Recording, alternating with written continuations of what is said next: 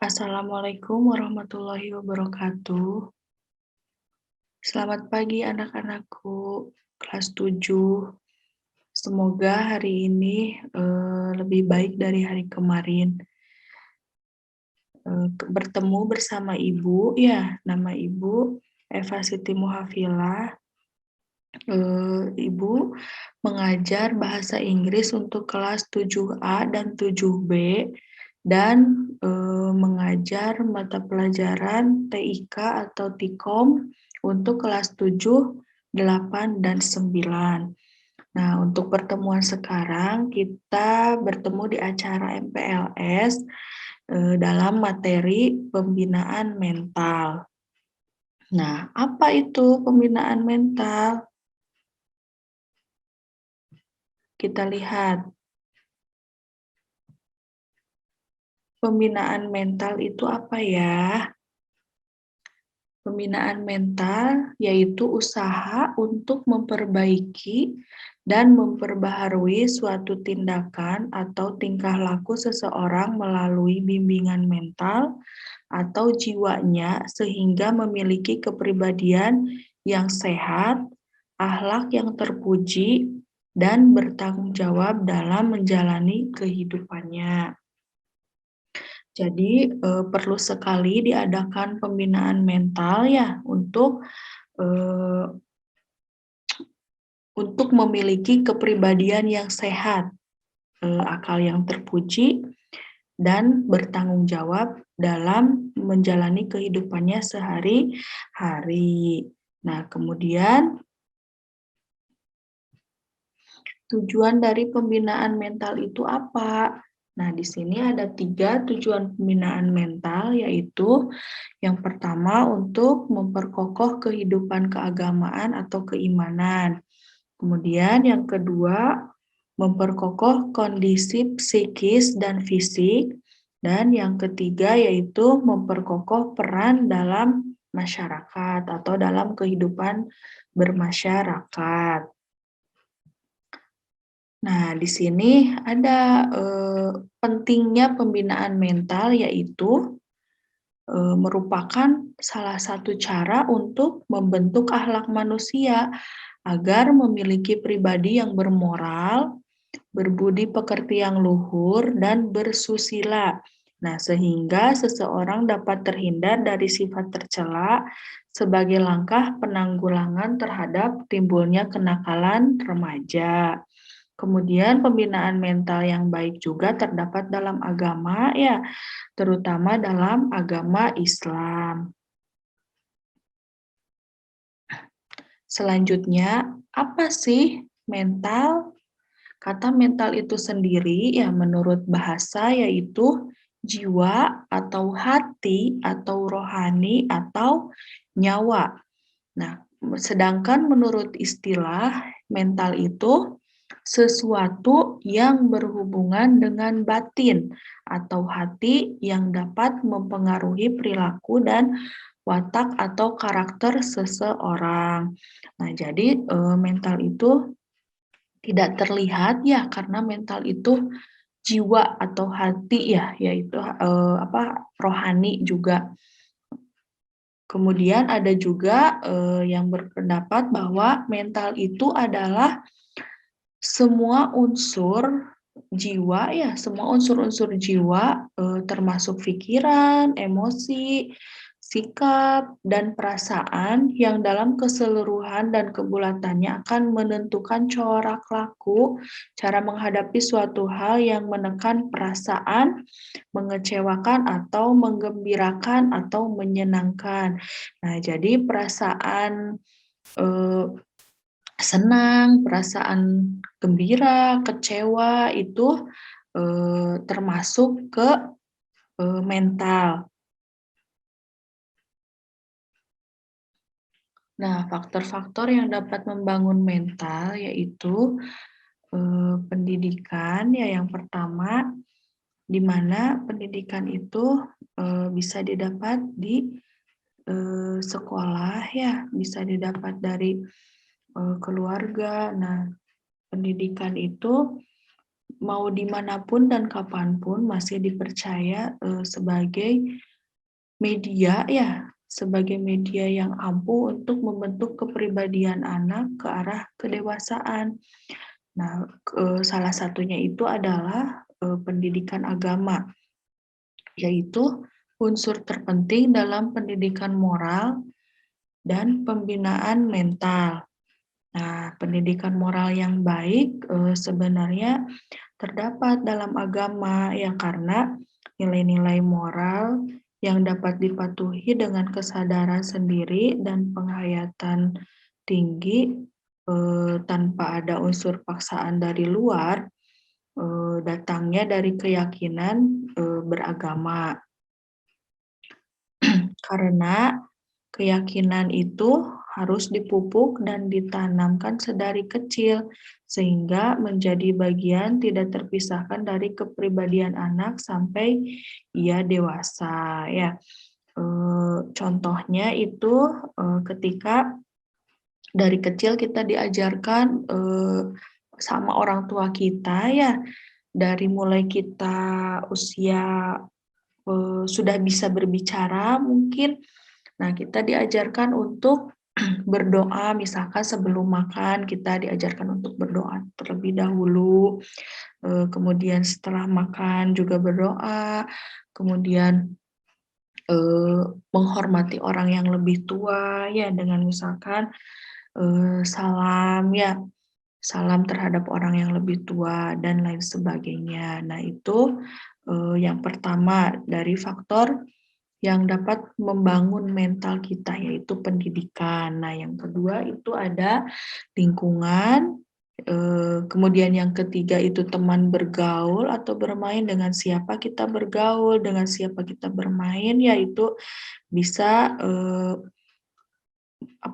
mempengaruhi terhadap mental kita.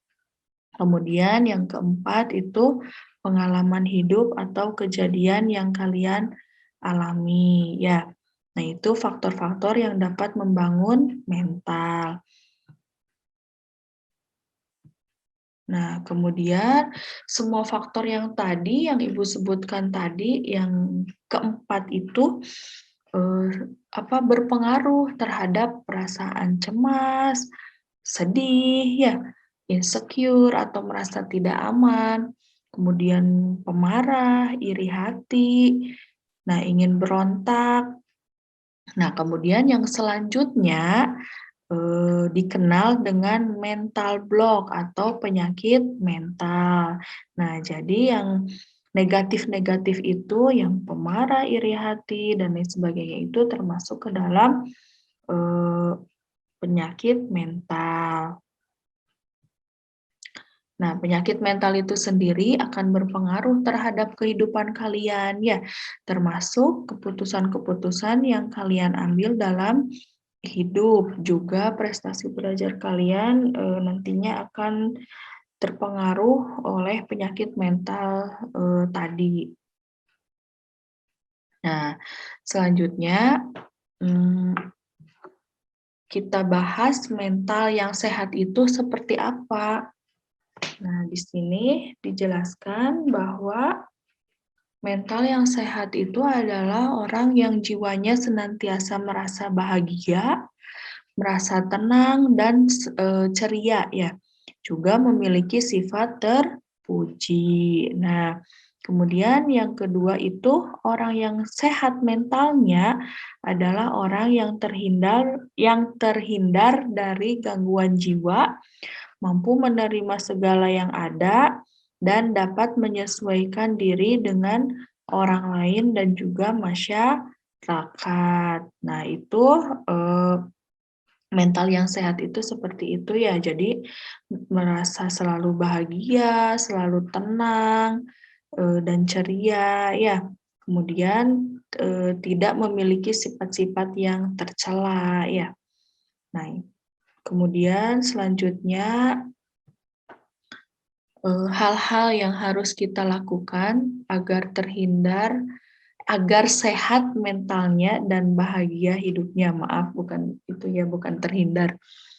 Yang pertama itu ada, masalah ekonomi ya. Nah, jadi kita harus melihat, ke yang ekonominya itu yang lebih di bawah kita agar kita selalu merasa bersyukur ya. Jadi untuk, mentalnya supaya sehat terus, intinya kita harus selalu bersyukur. Apapun yang kita punya, kita harus bersyukur ya. Kemudian yang kedua itu ada sosial. Nah, sosial di sini, dalam agama pun kita diajarkan ya untuk berbaik sangka terhadap orang lain, berhusnuzon ya, bukan suuzon. Kemudian yang ketiga itu perjuangan. Perjuangan di sini misalkan perjuangan, dalam belajar, dalam, apa, menghadapi masalah, jadi, selalu optimis ya, yakin bahwa di setiap kesulitan itu pasti akan selalu ada kemudahan, ya jadi pokoknya selalu optimis terus, jangan pernah merasa pesimis ya. Yang selanjutnya yaitu keberuntungan. Nah, keberuntungan itu, eee, hasil usaha kita dan doa, jadi kita harus terus berusaha ya dan berdoa, pokoknya serahkan semuanya kepada Allah ya, eee, apapun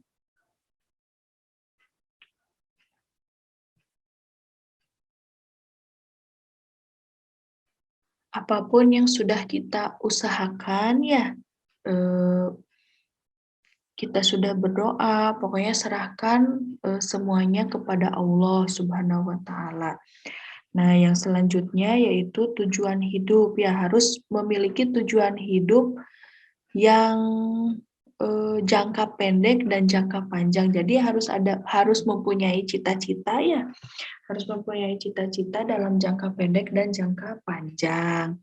Nah, itu ada 5 yang dapat ya, yang harus kita lakukan agar sehat selalu mentalnya ya, dan bahagia hidupnya.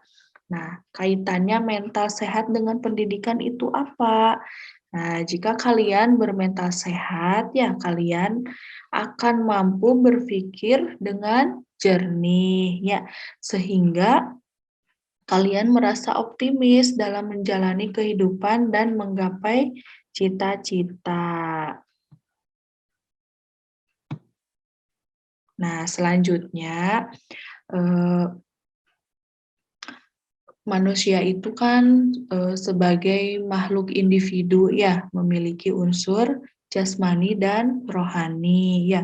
Unsur fisik yaitu berupa jasmani atau raga ya, atau, jasad ya, jasad kita. Nah, dan unsur, psikis itu berupa rohaninya atau jiwanya. Nah, jika unsur tersebut sudah tidak menyatu, jadi misalkan kalau ada yang error satu dari kedua unsur tersebut ya, maka seseorang tidak dapat disebut sebagai individu lagi. Ya, kedua unsur tersebut harus berjalan dengan seimbang dan harus tercukupi pemenuhannya. Ya, yaitu tadi kalau misalkan jasmani, kita, isinya atau kita, beri makannya itu ya dengan makan nasi, dengan, misalkan berolahraga ya. Nah, kalau misalkan rohani, kalau rohani itu berzikir kepada Allah ya, berdoa, eee, kemudian, belajar, kemudian, eee, apalagi selain berdoa, berzikir kepada Allah. Nah, itu ya salah satunya. Kemudian, nah kedua unsur tersebut dapat terganggu dengan adanya penyakit, ya khususnya, penyakit rohani. Penyakit rohani tersebut tentunya akan sangat berpengaruh kepada kesehatan jasmani seseorang ya, serta akan berpengaruh pula kepada keadaan sosialnya. Jadi, kalau kita sudah terserang penyakit rohani ya, nauzubillahi min dzalik ya, semoga kita dijauhkan penyakit rohani tersebut. Semoga kita sehat-sehat semuanya ya, sehat jasmani, sehat rohaninya, supaya kita menjadi seseorang yang lebih baik lagi. Nah, mungkin hanya itu yang dapat Ibu sampaikan. Nah, kurang dan lebihnya Ibu mohon maaf. Oh iya, untuk tugasnya itu udah Ibu tuliskan ya di sana tugasnya, ada 2 tugas yang harus kalian kerjakan. Nanti boleh ditulis aja di buku catatannya, nanti dikasih nama, kelas, sama tanggal ya, sama tugasnya ini materinya apa, nanti boleh dikumpulkan di sekolah saja nanti, atau boleh WA dulu ke Ibu ya untuk tugasnya. Nah, sampai sini saja pertemuan hari ini. Terima kasih atas perhatiannya. Wassalamualaikum warahmatullahi wabarakatuh.